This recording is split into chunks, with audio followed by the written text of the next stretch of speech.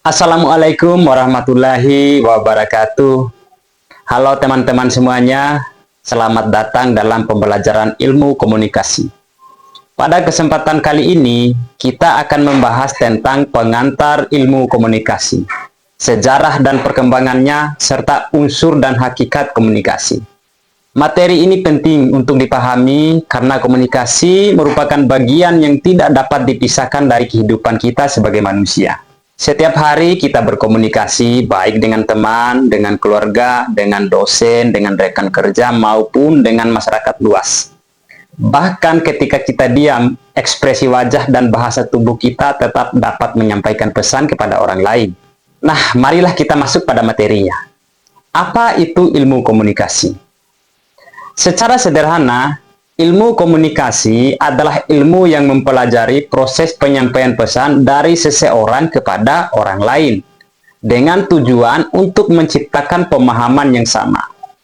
Kata komunikasi berasal dari bahasa Latin, yaitu communicare atau komunis, yang berarti membuat sama atau membangun kebersamaan.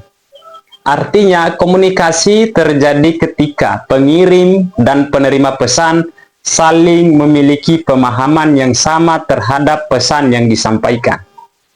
Ilmu komunikasi tidak hanya mempelajari cara berbicara, tetapi juga ilmu komunikasi mempelajari bagaimana pesan itu dibuat, disampaikan, diterima, ditafsirkan, hingga bagaimana pesan tersebut mempengaruhi sikap, perilaku, dan cara berpikir seseorang.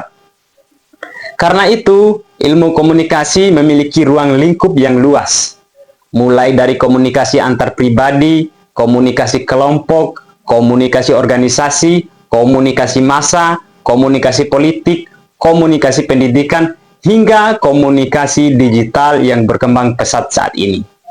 Mengapa komunikasi itu penting? Kita bayangkan jika manusia tidak mampu berkomunikasi, maka tidak akan ada kerjasama, tidak akan ada pendidikan, tidak akan ada perdagangan, tidak akan ada pemerintahan, maupun kehidupan sosial yang berjalan dengan baik.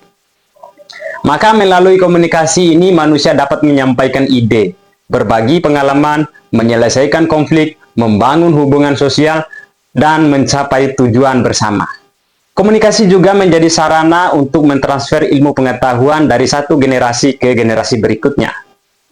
Semua kemajuan peradaban manusia pada dasarnya tidak terlepas dari kemauan manusia untuk berkomunikasi. Sejarah perkembangan komunikasi, jika kita melihat sejarahnya, komunikasi telah berkembang sejak manusia pertama kali hidup di muka bumi.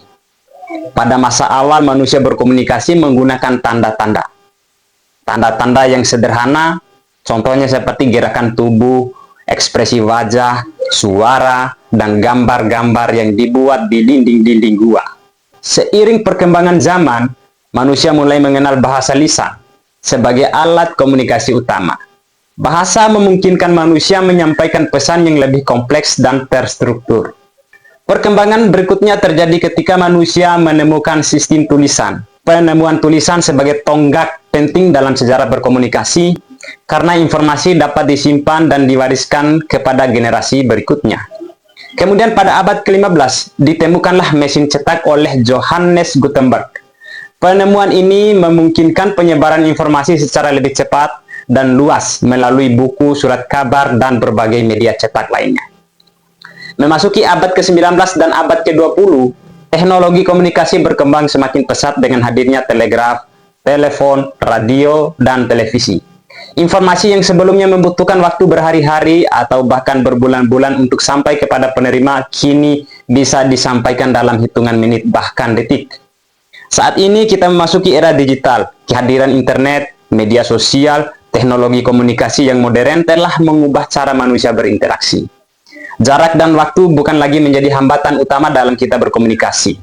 Seseorang di Indonesia dapat berhubungan secara langsung dengan orang lain yang ada di belahan dunia berbeda melalui platform digital. Perkembangan ilmu komunikasi sebagai disiplin ilmu. Sebagai bidang ilmu, komunikasi berkembang pesat setelah Perang Dunia Kedua. para ilmuwan mulai menyadari pentingnya memahami bagaimana pesan mempengaruhi individu maupun masyarakat. Berbagai teori komunikasi kemudian lahir untuk menjelaskan proses komunikasi, pengaruh media, perilaku audiens, dan hubungan antar sesama manusia.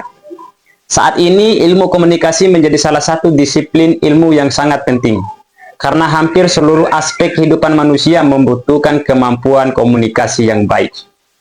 Selanjutnya, hakikat komunikasi. Lalu, apa sebenarnya hakikat komunikasi? Hakikat komunikasi adalah proses pertukaran makna antara manusia dengan manusia yang lainnya. Komunikasi bukan sekedar berbicara atau mengirim pesan, tetapi bagaimana pesan tersebut dipahami oleh pihak yang menerima.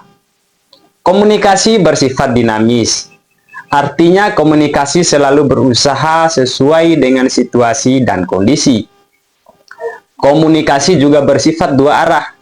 Dalam komunikasi yang efektif, setiap pihak memiliki kesempatan untuk menjadi pengirim atau penerima pesan. Selain itu, komunikasi merupakan proses sosial. Artinya, komunikasi terjadi dalam interaksi antar manusia dan dipengaruhi oleh lingkungan sosial, budaya, serta pengalaman masing-masing individu. Hakikat komunikasi juga menunjukkan bahwa komunikasi bertujuan untuk menciptakan pengertian, membangun hubungan, mempengaruhi perilaku, dan mencapai tujuan-tujuan tertentu. Dan selanjutnya adalah unsur-unsur komunikasi. Agar proses komunikasi dapat berjalan dengan baik, terdapat beberapa unsur-unsur penting yang harus ada. Yang pertama adalah komunikator. Komunikator adalah pihak yang menyampaikan pesan. Komunikator dapat berupa individu, kelompok, organisasi, maupun lembaga. Contoh, seorang dosen yang sedang mengajar di kelas merupakan seorang komunikator. Yang kedua adalah pesan. Pesan adalah informasi, ide, gagasan, perasaan, atau pendapat yang ingin disampaikan kepada orang lain. Pesan dapat berupa lisan, tulisan, gambar, simbol, maupun bahasa tubuh. Ketiga adalah media atau saluran komunikasi. Media adalah sarana yang digunakan untuk menyampaikan pesan. Contohnya adalah percakapan langsung, telepon, surat, radio, televisi, internet, dan media sosial. Yang keempat adalah komunikan. Komunikan adalah pihak yang menerima pesan. Dalam proses pembelajaran, mahasiswa berperan sebagai komunikan yang menerima informasi dari dosen. Yang kelima, efek atau dampak.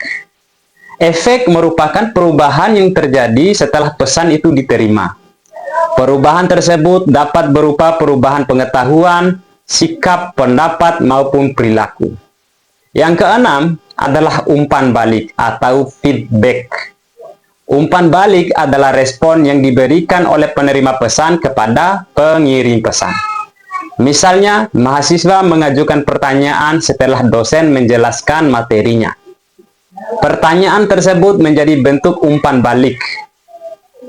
Yang ketujuh adalah gangguan atau noise. Gangguan adalah segala sesuatu yang dapat menghambat proses komunikasi. Gangguan bisa berupa suara, sinyal internet yang buruk, penggunaan bahasa yang sulit dipahami, atau perbedaan persepsi antara pengirim dan penerima pesan. Selanjutnya, contoh proses komunikasi. Agar kita mudah memahami, mari kita lihat contoh sederhana untuk mengetahui proses komunikasi. Seorang dosen menjelaskan materi di dalam kelas. Dosen bertindak sebagai komunikator. Materi yang disampaikan merupakan sebuah pesan. Suara dosen dan media presentasi sebagai saluran komunikasi. Mahasiswa berperan sebagai komunikan. Ketika mahasiswa memahami materi, maka terjadi efek komunikasi. Saat mahasiswa bertanya atau menjawab pertanyaan dari dosen, maka terjadilah umpan balik. Namun apabila ruang kelas terlalu bising, maka hal tersebut menjadi gangguan dalam komunikasi. Jadi sebagai penutup, teman-teman mahasiswa, Dari pembahasan ini, kita dapat memahami bahwa komunikasi merupakan proses penting dalam kehidupan manusia. Ilmu komunikasi mempelajari bagaimana pesan disampaikan, diterima, dan dipahami oleh orang lain. Perkembangan komunikasi dari masa ke masa menunjukkan bahwa manusia berusaha menemukan cara yang efektif untuk berbagi informasi. Sementara itu, hakikat komunikasi menegaskan bahwa komunikasi adalah proses pertukaran makna yang bertujuan untuk menciptakan pemahaman bersama. Agar komunikasi berjalan efektif, diperlukan unsur-unsur komunikasi yang meliputi komunikator, pesan, media, komunikan, efek, umpan balik, dan gangguan. Dengan memahami dasar-dasar ilmu komunikasi, kita dapat menjadi komunikator yang lebih baik lagi, lebih efektif dalam menyampaikan gagasan, serta lebih bijak dalam menerima dan menafsirkan informasi. Terima kasih atas perhatian dari teman-teman mahasiswa semua. Wassalamualaikum warahmatullahi wabarakatuh.